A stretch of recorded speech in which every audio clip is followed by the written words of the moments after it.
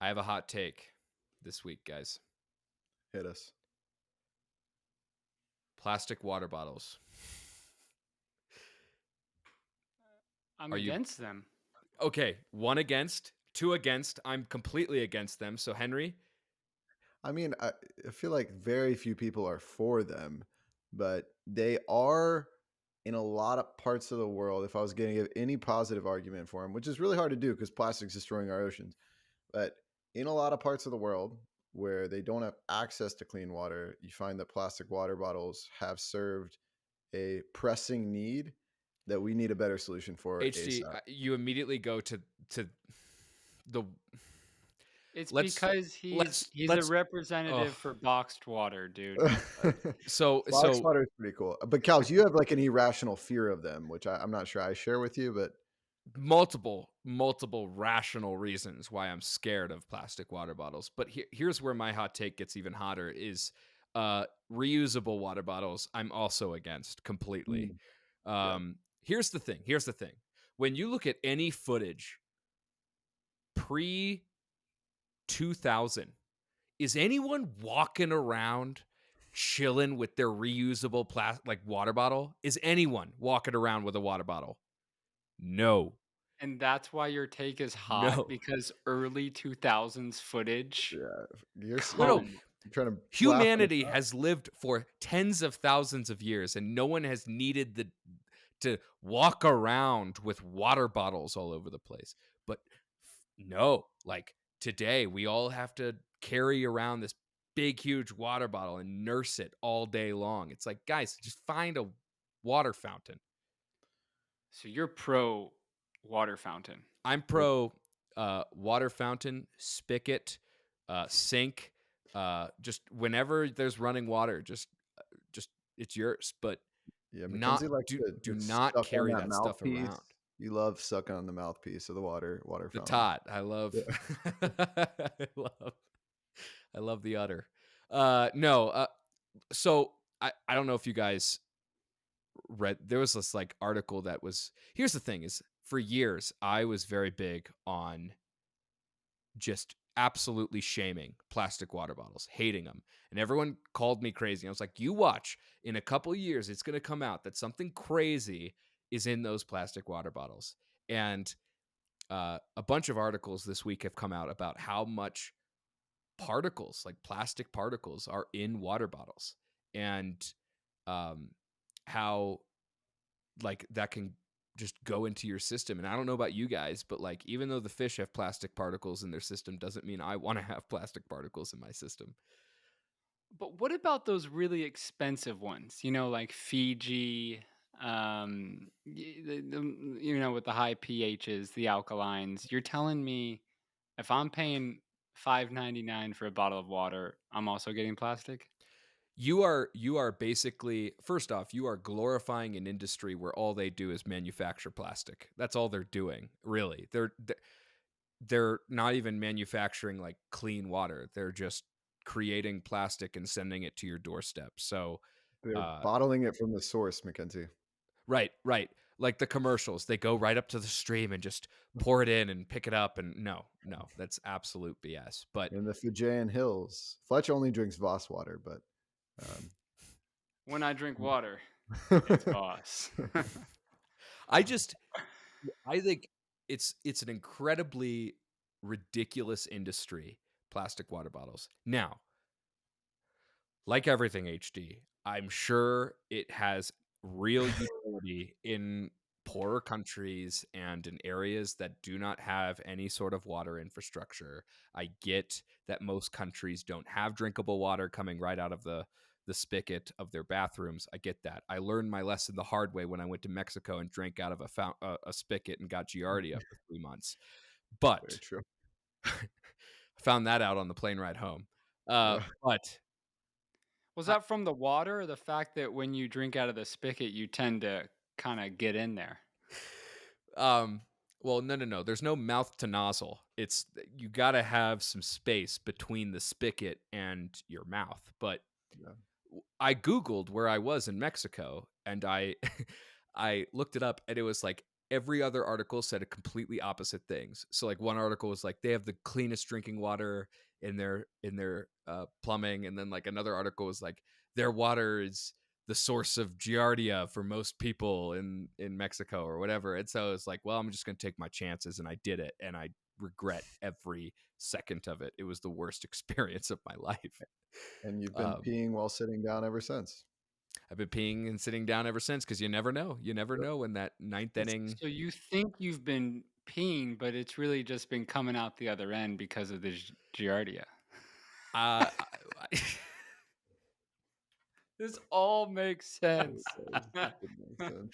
It makes I love how most of our intros just start out with us talking about peeing or pooping in some capacity. We it just always we comes can't back to it. we We can't just move. have to find the common threads of what makes humans human. So peeing, pooping, eating, drinking, We're breathing, normalizing it. We're swimming. normalizing it. So with Thank that, you. with this normalization, are you guys ready to get started? Yeah, Let's do it. I'm born ready. Let me go get my plastic water bottle real fast. Let me sit Ugh. down on the toilet. It's gonna be alright. If you can give your community permission, especially with men, it can go a long way. And only from that place of peace can a relationship truly be reconciled. When I saw the But if I stop and create a little space, then there's that room for response. Then I can actually check in with myself.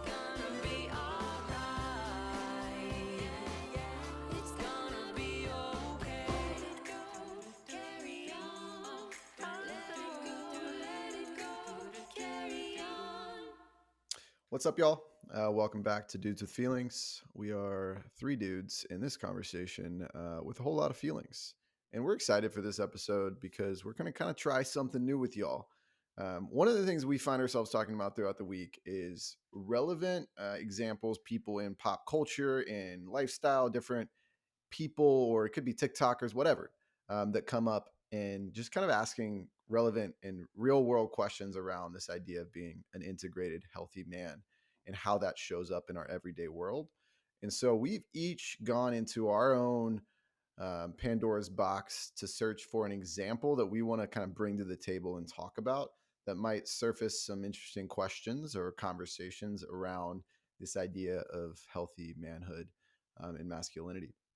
So without further ado, who's starting today? Who's got a piece of media we can dive into? I'd love to start with Fletch's. I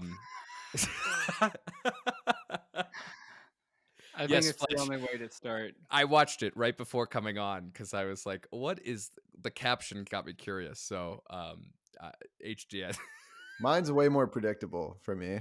Mine is extremely predictable for me. Yeah. Okay. But let's start with Fletch's. So, Fletch, why don't you give us some context about the piece that we're about to watch? My two favorite NFL teams just played, the Eagles and the Bucks. I cheer for the Eagles every time they play, except for when they play the Bucks. Bucks are my hometown team. And I don't know what happened to the Eagles halfway through the season, a little further than halfway, but they just started playing like booty. And I've noticed that a lot of Eagles fans have now been hating on the Eagles, especially the head coach.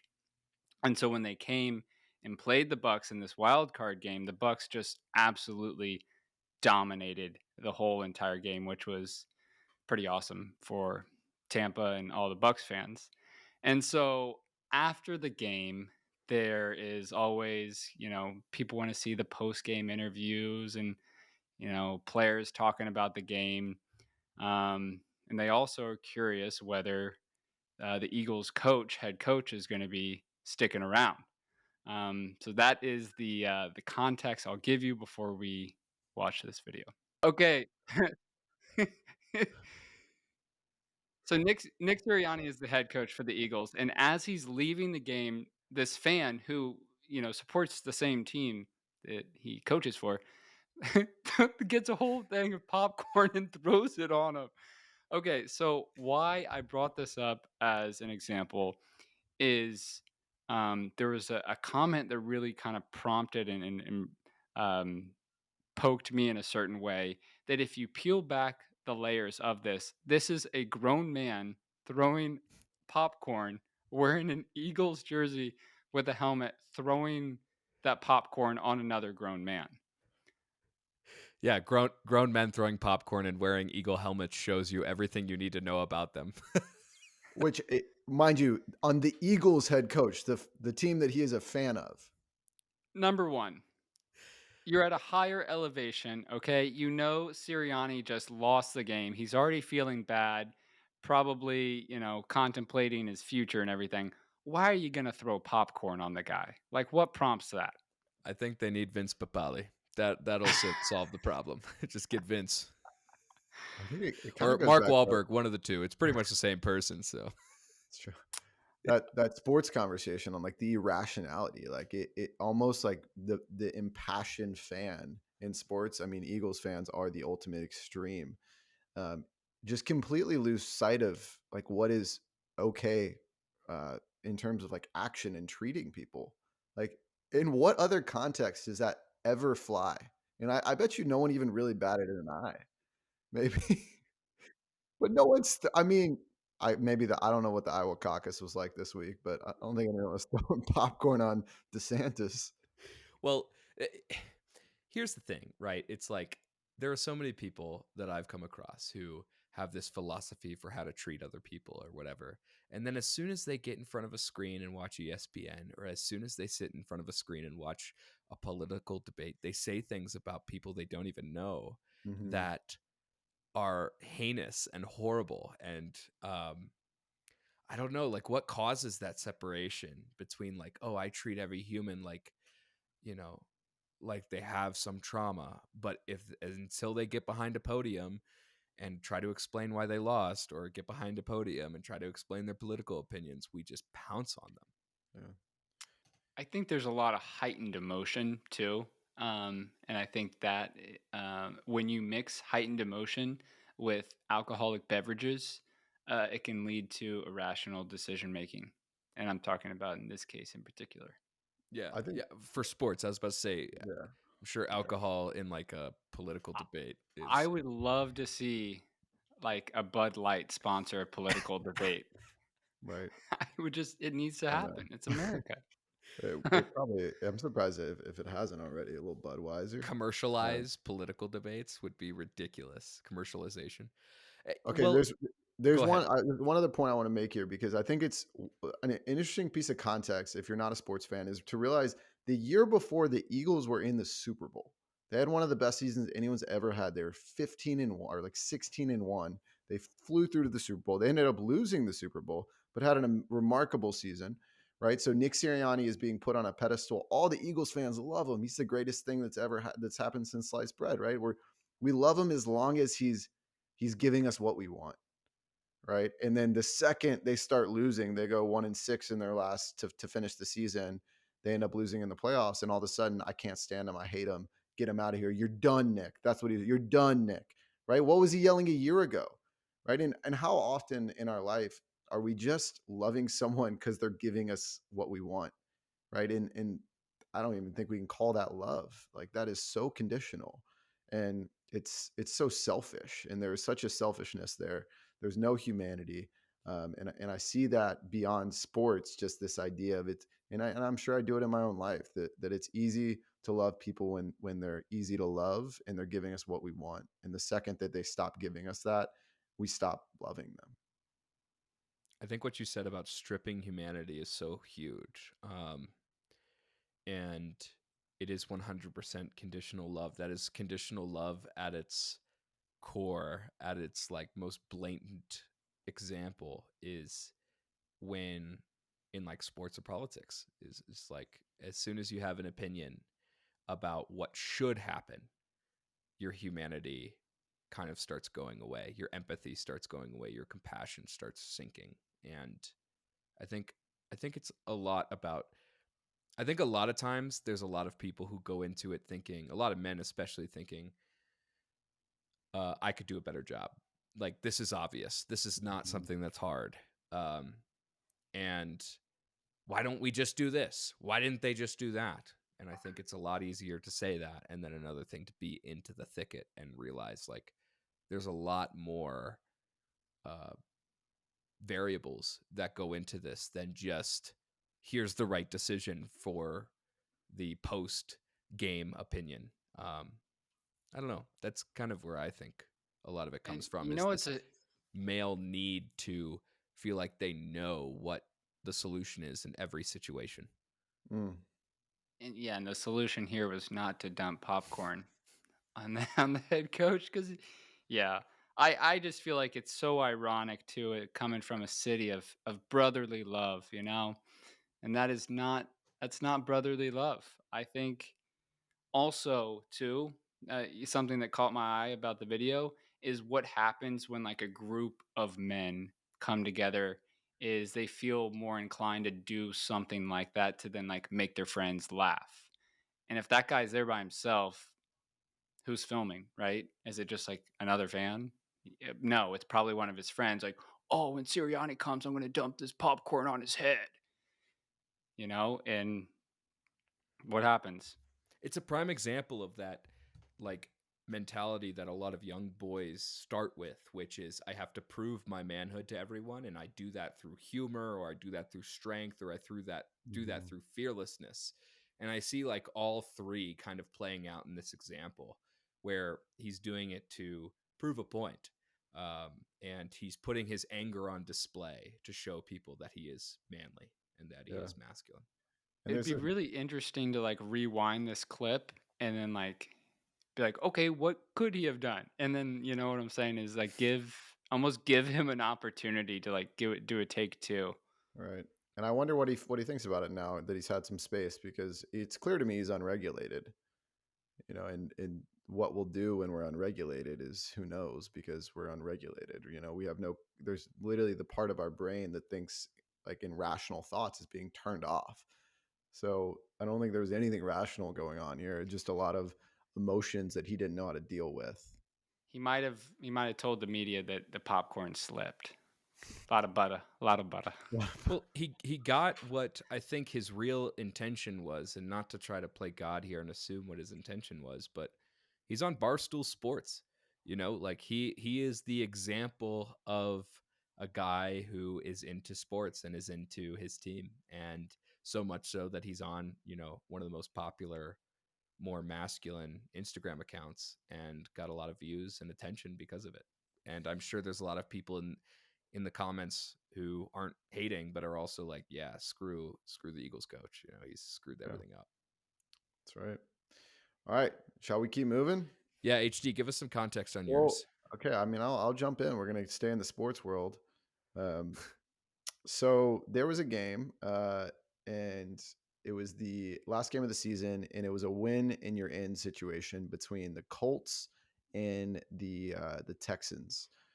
Win in your end being like, if you win this game, you make it to the playoffs. It's the last game of the season.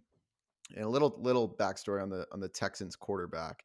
He was the second overall pick in the draft this past year. He's someone who's overcome a lot of adversity. A lot of people thought he would be a bust.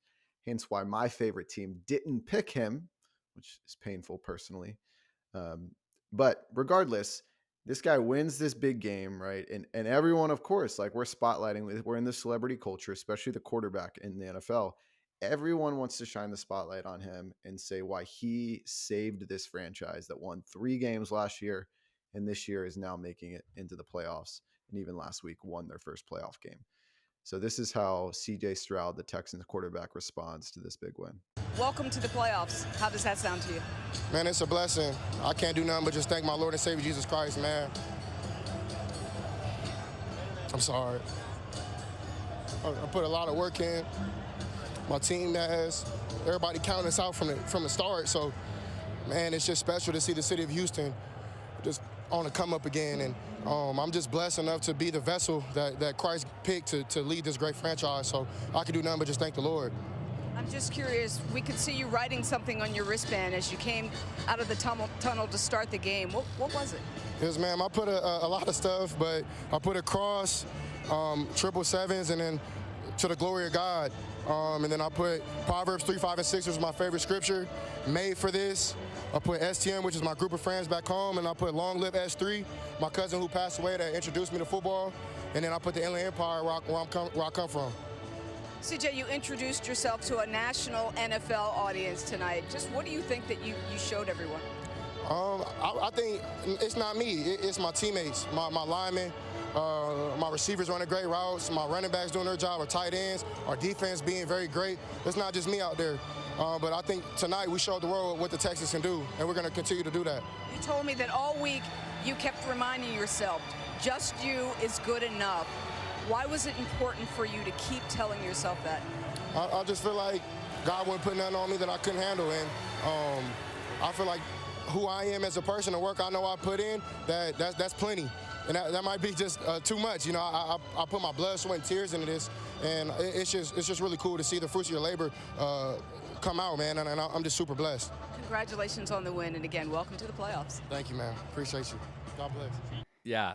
First, what's funny, HD, is when you first started playing it, I immediately was like, oh gosh, like these in the field interviews that happen at sports games. You know my opinion on this.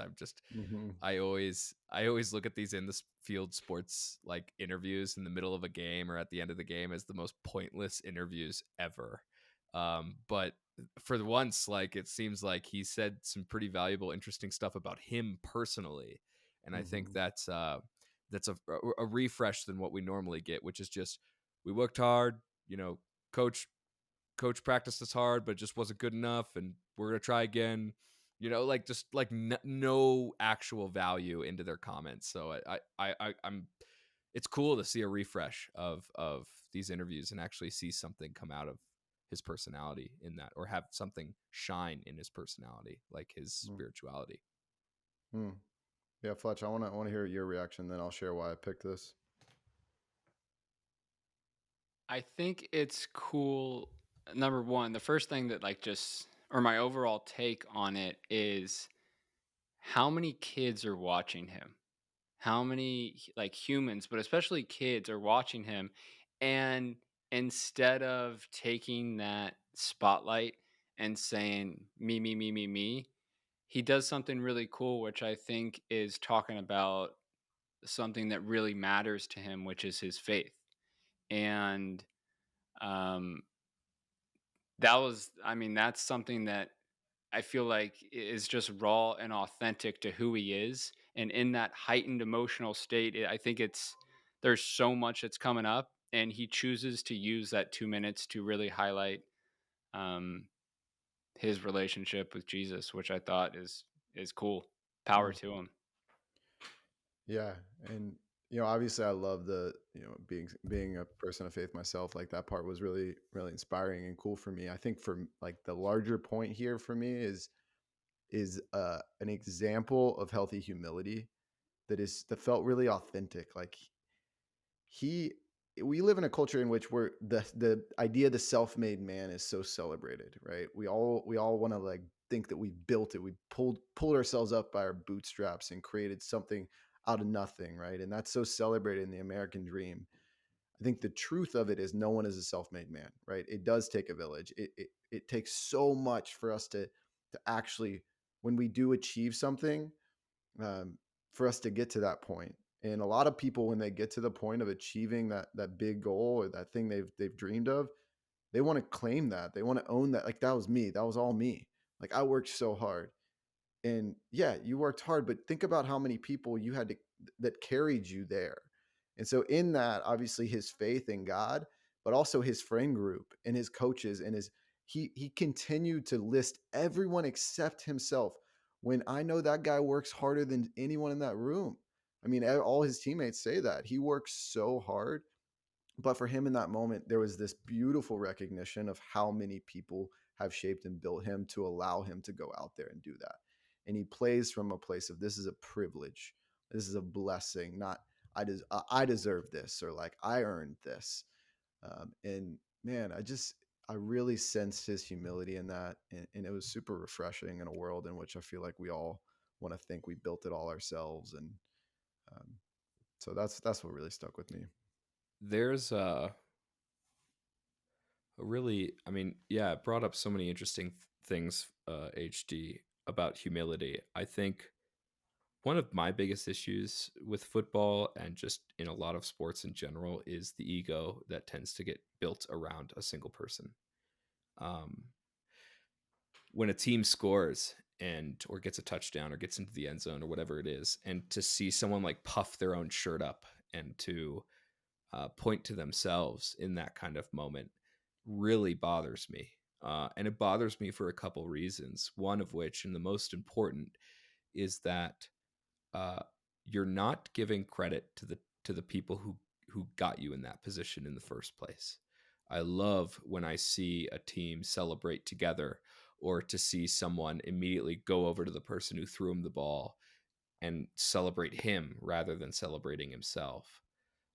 Because your ego will only get in the way when a challenge arises. It will not help you. It will actually hinder your ability to navigate that challenge in an appropriate and healthy way. And so by puffing up your shirt and by believing that you're this amazing thing and allowing your ego to just go out into the aether, it worries me about when the time happens, or ether or aether, Did I you was say about to Aether? say. ether. Right there, I was wondering if that was just a different dimension that I've never journeyed to, but I think Ether It is could under be. aether. Yeah.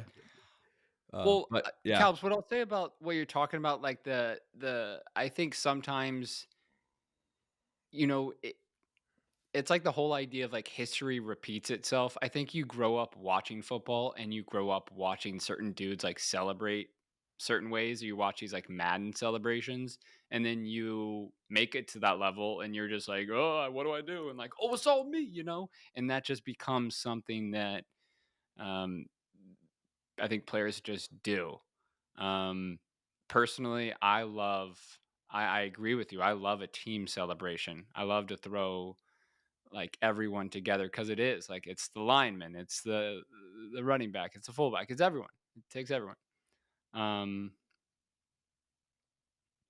but I do love celebrations, and I do think that they are it's a fun way to, I don't know, bring everyone together and recognize the achievement of what has happened. It's funny to look at two celebrations and say, oh, this one is for me and like I won all the glory, and this celebration is about us, and we just did something really cool. yeah, I've heard it referred to, and I really feel this, and maybe this is more my personal value system, but this idea of first is third. So like the temptation is to put myself first, right? In that video, he puts God first, he puts his teammates and his coaches second, and he puts himself third in terms of the celebration. All three deserve to be celebrated, but the order by which he celebrated those was really intentional.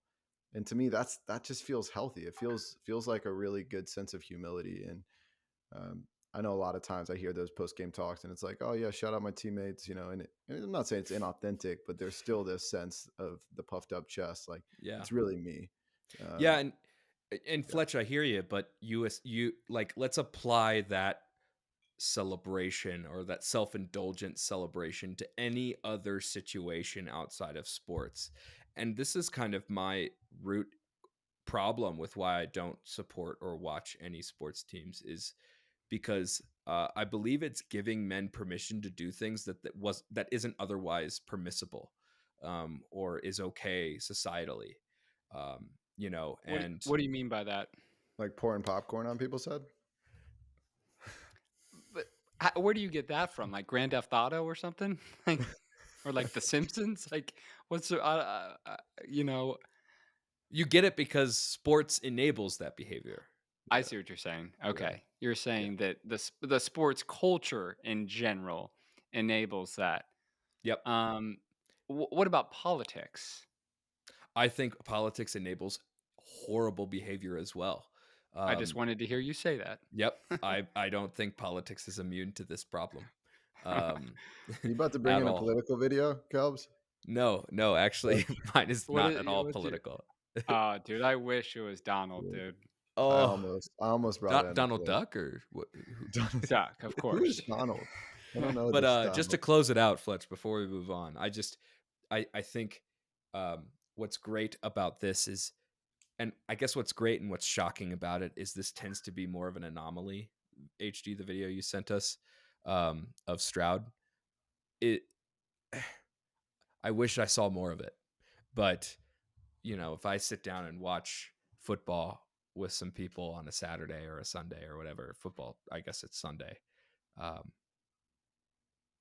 you don't see that very often. Actually, you see a lot of terrible behavior that's enabled through these masculine environments. And what's unfortunate is a lot of kids from a very young age, that's the only masculine environment in which they're exposed to. So sometimes it can, I think, normalize a behavior in them where they're like, whoa, whoa, whoa, when they get to later in life and they realize that behavior is actually not okay in other environments outside of sports. So that's kind of where I have an issue with it. Well, if you have an issue, get a tissue. I'm just kidding. All right. Well, Where'd you yeah, get that from? Sports, Fletch, or what? Yeah, probably so. That's probably like one of those old like man things, like get a beer. Literally almost every single terrible, like typical phrase you hear from guys comes from some coach in a practice who was like, toughen up, like Who probably had the exact same coach, and he just became the coach that he had once that told him to Right. rub some dirt on it. Well, literally, you listen to Will, my brother Will, and literally the amount of times he'll bring up this moment in high school when he was on JV football, and his coach literally compared him to a trash can. Damn it, Davis, you're like a trash can out there. He literally has never let it go. Like, it made him quit sports. It still is something I think he's healing from. Dude, what is that? God, that's awful to hear. Yeah. Like, I'd rather be like so many different things in a Are you kidding me? What does that even mean? That I he's know. just garbage out there, not moving, or I think he's still trying to figure out what it means. Oh wow. he has everything that everyone doesn't want in one person. Yeah, literally. The thing, like, he's literally like 16 years old, and this grown 6-year-old man is yelling at him, calling him a trash can. Let's analyze this metaphor a little deeper and see where we're coming from. And like, what other world is that okay? Like, that person would get fired immediately. Oh my goodness. Could you imagine if he was an intern and he didn't like make copies the right way? Dude, it sounds like it's straight out of like Family Guy or like American Dad. Well, it reminds me of the Terry Tate office linebacker videos. Do you remember those? And it is literally that concept, McKenzie, where it's like this big linebacker, middle linebacker, like massive jacked football player in an office culture. And so if like someone would do something, and it's a parody video, so like if someone did something wrong, he's like just running from out of screen and just destroying them, or like. But I think to me, it shows kind of how absurd sports culture is if you pick it up and drop it into any other world. You apply the same standards, and you're like, what? I mean, there's so many like comedic sketches and commercials where they like put one of those famous like football players in an office setting or something, and they like just make him cause so much chaos because he's just this meathead jock in a non-masculine environment. And they use it as comedy, but there's some truth in this idea that this masculine standard that we have in sports does not transfer well in any other environment. All right, it's time, McKenzie. Well, mine is a little more bleak than what we've been going through. So for some context on mine, I've really been diving into a lot of research on specifically the friend deficit that a lot of men experience, and naturally it's brought me to addressing male suicide. And there's this author named Richard Reeves, and he wrote this book called Of Boys and Men. It is an extremely revealing book about the current gender pay gap, the college education amongst men, just education in general. And then he starts diving a little bit into suicide. And there's a couple interesting points and stuff that came from that. So much so that after the book was published, Richard decided to start a organization called the American Institute of Boys and Men, and they just released their first study because they're kind of set out to try to normalize gender differences between um, our genders in our culture and normalize some of the problems that are going on with men more so than women. And the first thing they revealed really an interesting fact, which is a lot of times in these studies on suicide, they study groups. So they'll like look at like military veterans and white collar workers, and they'll look at the poverty line and all these things and like economic levels, all that. But they're not actually just straight up distinguishing between men and women, how many men are taking their life versus how many women are taking their life. So the first study that the AIBM first released was about male suicide specifically. And there's some interesting things that have really come up from it. First of which, and I'll share this with you guys now. The first thing is this idea that suicide is now the third leading cause of for those men under 45 in the United States in terms of cause of death. And this has risen over the past 2 decades. I can't remember what it was before, but now it is now the third leading cause of death amongst men. And for every 4 men who take their life, generally, there tends to be only 1 woman who takes theirs. And I think it's a real detriment that the conversation is focused on highlighting just the demographics in which they are traditionally oppressed by society, and not taking a look at actually some of the people we might view as most privileged in our society. White middle-aged men are actually the ones who are taking their lives at an alarming rate compared to some of these other demographics that we really try to highlight in the national conversation. And so I'd love to get your guys' thoughts on this idea of suicide really being on the rise amongst middle-aged white men in the United States. And there's some other statistics I want to show you guys, but I just want to get your first impressions of this. First off, this is super heavy. And if you're listening to this and are going through anything, dude, reach out for help. None of us on this podcast are trained therapists. We're not licensed in that way. We are just guys who want to have conversations that matter. But I just want to take a quick pause and say, if you're going through something really dark, don't let that darkness swallow you, and reach out for some help. Yeah, it was. I appreciate you saying that, Fletch. I think it's super important. It's interesting you're bringing this up today because this morning, actually, we were in a school right outside of Charlotte doing a suicide prevention talk, and just recognizing, the alarming rates, not just middle-aged, but that's happening amongst youth, especially in terms of ideation, but also suicide becoming, I believe it's the second leading cause of death amongst young people. So I don't know what would be first and second here. And the framework we went through was this idea of observe. So understanding the signs to look for in suicide, ask, like literally being willing to just ask the question, like, hey, McKenzie, are you considering taking your own life?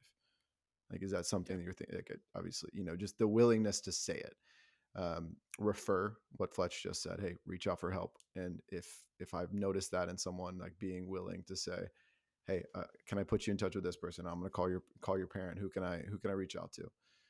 And then staying involved, just checking in with them and being willing to stay involved in their lives. And so I share that just because it's super fresh for me, and this conversation is so important. And I think what you're getting at, McKenzie, is perhaps just something a lot of people don't realize and know. It's not something I knew until I started digging into this more, having conversations with you. That there is not a relationship between privilege. There is not a direct, it's an indirect relationship between privilege and suicide, honestly. Like that the more privileged you are, chances are the higher your risk of suicide. And I guess what does that say about the way we view one another, right? And like how we view each other's pain. And I have some friends, you know, I would say I grew up privileged, and am in that category. And I've had some. I'm now friends with people that didn't, and we've had conversations where I have a friend who was like, I literally thought rich people didn't have. I couldn't imagine what they would struggle with. Like, what Yeah. pain would they have? And so to hear that and realize, you know, we all experience our pain in the same way. It doesn't matter what it is. I think what happens amongst a privileged population is there's a lot of shame around feeling that way because, well, I have everything I need, right? So if I already have everything I think I should want and I'm still this miserable, there's nowhere else for me to go. Whereas I think if I don't have the things, I don't have the car, I don't have the house, I don't have the things that feel like they would maybe fill that void, then I can still keep pushing. But once you've reached the top and have everything you could ever imagine, there feels like there's nowhere else to go. I mean, that's how I understand why that may be the case, but I'm curious what y'all think. Yeah. Um, you're spot on. I think this is one major element of the problem, which is anyone who feels as though they're in a privileged position and are told they're in a privileged position no longer feel like they have a say, or no longer feel like it's justified for them to have these problems that they may be having. I also think it's the traditional masculine environment that is causing this as well, because we are teaching boys to not communicate when they're struggling, because communication of a struggle or a problem or depression um, means that you're weak, or means that you're more feminine than a more masculine image that you should be striving for. So I think it's literally these two things coming together with white men specifically that are causing the suicide rate to rise. And there's a lot of other statistics that dive into this as well, which is the population that has the least amount of empathy and compassion from all other demographics is white men. And I think it's because of this point of privilege. And it just is an extra piece of validation that, oh, you have money, you live in a house, you have a family, shut up. Don't talk. You don't get to be a part of this conversation. You don't get to say that you're struggling. And I think that's a major, major issue. And one of the things that I found really striking was my assumption before reading this report is that we see a decline in male suicide the older men get, but it's actually the opposite. And so this graph I found extremely uh, disturbing. And it's divided between men and women, and it shows per 100,000 deaths in the United States by age how many of them are men and women committing suicide. And you actually see this graph kind of level off at 25 to 34 and stay at the same rate amongst men between until they get to around 64, and then just skyrockets at 65 plus. And so I think what this really shows is this element that the traditional masculine things you're striving for in life kind of lead you to a dead end a lot of the time. Men get prosecuted for not being man enough, and men get prosecuted for being too manly, for being too successful. So if both ends of the sword equal prosecution, men realize, oh my gosh, through this life of delayed gratification of going to college, getting a degree, getting a well paying job, being able to raise a family, they're finding themselves still getting prosecuted and not ever reaching that feeling of, I'm content with life. I feel good. I feel purpose. I feel worthiness. Because we prosecute those who do get to that point on a economic and occupational level. And I think that's a real detriment. And so I want to get your thoughts on this. Mm. I'm hearing both you guys, and what's coming up for me is the fact that I think what we get sold is more and more and more. And what ends up happening is you get to the job, you get to the car, you get to everything, and then it's like what now? Like you think all of this is supposed to be a perfect concoction and recipe for happiness. And if you think the outside things and the outside sources are going to bring you happiness and they don't, and you've just spent your whole life and so much of your time and energy going towards those things, then it's a letdown and it can lead you down a dark hallway. And I think that that time in which you should be developing those communication skills, Mackenzie, you are a lot of times boys aren't. And men are just on the Ferris wheel or the hamster wheel as to what can I do to be more productive. And that productivity culture is something that is put up on a pedestal. Um, and, I think you see it in a very heightened way in like the investment banking world up in like New York City and everything. I mean, I remember going up to visit one of my friends and I went and saw him and he literally had like these awful bags under his eyes. And I'm like, bro, what's going on? And he's like, I'm just working, working, working. And hey, to each their own is what I'll say because I'm not here to judge. Like, do what you got to do.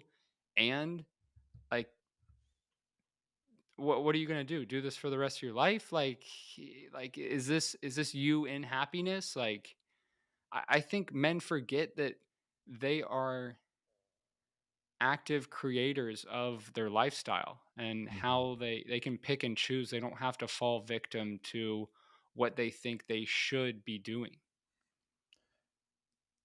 That's good. Yeah, Mackenzie, you brought up this idea, and I think it goes off what you're saying, Fletch, of delayed gratification.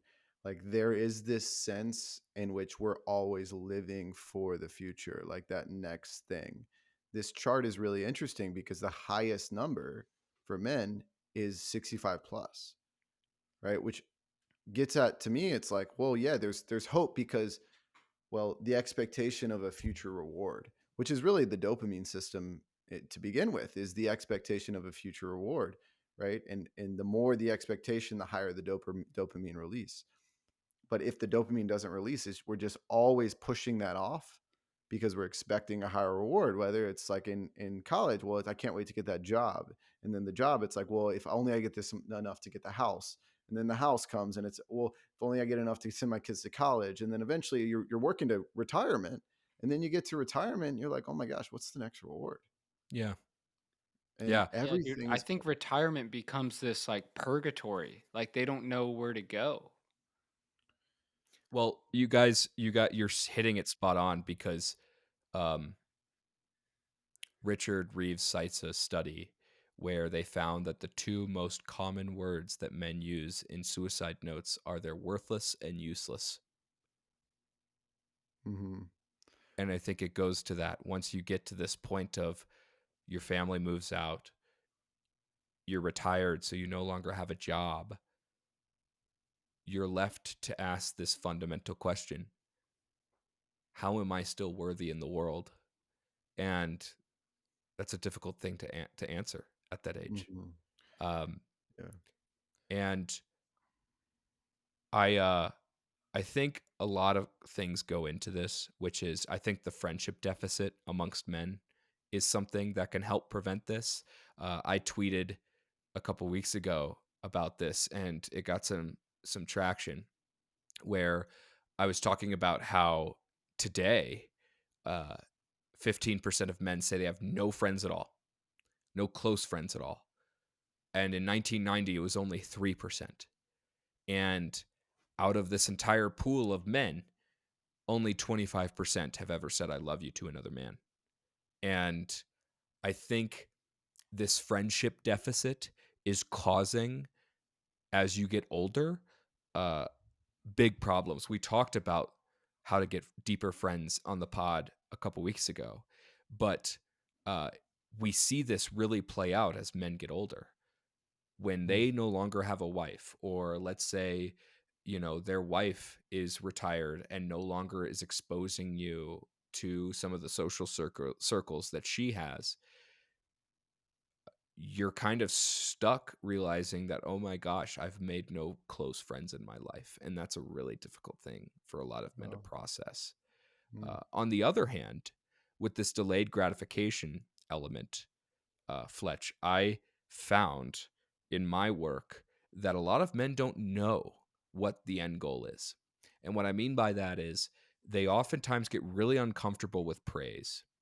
When someone says, gosh, you have done such an amazing job, or you have been such an amazing worker, or you've been such an amazing father, they don't like to accept a compliment like that. It's very uncomfortable for them. And when I ask them why, they're like, well, I just feel like I haven't reached what I was expecting. And so then the follow-up question always gets asked, which is, well, what are you expecting? What does success look like for you? When can you get to the point where you can actually accept praise? Mm. Frame that. What does it look like? And they are never able to answer the question. They don't know. After all this gratification, because they're only moving from one thing to another. They're only going from, okay, I need to go to college now. Okay, I need to get a degree. I need to get a job. I need to raise a family. That they don't actually stop for a second and realize, what do I need? What are my wants and needs in order to feel like a man? Mm-hmm. Hey, I know you're using the they a lot. I feel you on that. Like that's a me sometimes, Dude, oftentimes. yes. Yeah, like it's a real thing, and um, that I guess if you think about the difference between our reality and our expectation being our disappointment. Um, if we don't even know our reality, we're just always in disappointment, and just challenging that, confronting that. I think that's a really healthy thing to be thinking about as we kind of close out the pod here. I'm going to end with maybe a lighter note here, because I think we just went through the last one was a little heavier. But I was driving around my little brother's car for a while, and he just went back up to school, so I'm carless. Um, You no longer have the bean? oh, dude, the Bean's bean been was liquidated at the it's perfect being time. gone. Yeah. Wow. How Thank you. long was that ago? A couple decades. Anyway, I've been driving a van around. Um, so it's very much like a dad mobile, and More of I a look grandpa like, mobile. what's up? I think it's more of a grandpa mobile. Grandpa, dad. And the Yeah. first word that comes up to me when I think about a man driving a van is provider, right? And I think so many times men are so excited to get into that role of being a provider, like this is my family, and so proud that they just forget that as that it's such a gift to do that. And as they're stepping into those new chapters, to also just be intentional with make sure you're providing for yourself and your heart and your internal environment. So that means spending time with communities, with friends, and doing things that fill you up. So those become habits as you provide for your family. Yeah, and adding a framework to that, Fletch. Um, I find that a lot of guys, when I ask them what do they want, they'll give me what they want in terms of results. I want freedom. I want financial freedom. I want a nice house. I want to be able to not have to check my bank account before I go to the grocery store. I want these things. But they never cite the mission they want to get there. And that's, I think, the biggest deficit is men lack mission. And in order to get the things you want in life, you have to have a mission to get there. And we don't do the work to understand what it is I want to do. My mission over the past 2 years, I've worked on constantly to get to something really clear so that I can get through the grunt work. I can get through the parts of my job that I don't like because the mission is constant in my brain. It's so clear that I'll do anything to make sure that my mission continues. And a lot of guys don't have that framework. So what I would recommend for a lot of guys is to ask that question and do that intentional work of what is the mission of my life. Cal, do you have yours memorized? I'd love to hear it. My mission is to help reveal and have men access tools that can help them feel like they have purpose and feel like they are worthy. And I do that through the men's groups I facilitate. I do that through coaching. I do that through the podcast with you guys. I do that through all these different elements. I do that with our films. I do that with being an associate director at a camp. I'm doing this in all these different aspects because I constantly remind myself that there are tons. For every one boy or man that I try to impact, there's 10 out there that are living a life where they feel depressed, where they feel like they can't share anything, where they feel like they're that suicide or that depression are the only thing that's left in their life. And my mission is to have them break free of that and use accountability as an asset in that regard rather than a negative thing. Thanks, man. Yeah, I feel like sometimes it's helpful for people to hear those missions, those examples, and how that can look and feel. And you started to mention this, and maybe it's just my closing point, especially given the nature of the conversation. A lot of times people think suicide is selfish, like this idea of like ending your own life. How could you do that? It's so selfish. It's usually one of the most selfless things, at least in people's heads. When they're going to take that step, it's usually in complete selflessness. The world is better without me. People are better without me. I think it's just good to remember that's just completely not true. Like the world is not better without any of us. Like we really, it needs all of us. And I know sometimes those lies can get sneaky, but if that's you, just know that's not true. Like, and maybe that's the kind of what you're talking about, both you guys, in the sense of being able to celebrate yourself and like appreciate yourself and take what you need. And it's just recognizing not the people around you need you, love you, and I hope that we all can remember that, because it's not just a thing when it comes to suicide ideation. I think it's something we all should remember in our everyday life. Like we actually add value to the people's lives around us. And if we can know that, then we can hopefully add even more. Yeah. Yeah. And don't throw popcorn on people. That's a shame. Don't do it. Sirianni's gluten-free. Is he really? What if he's allergic to the corn, dude? That would just and or then the his butter whole scalp. or the butter? I know, dude. He knew what he was getting into though when he signed up to be the coach of that team. That's for sure. All right, fellas.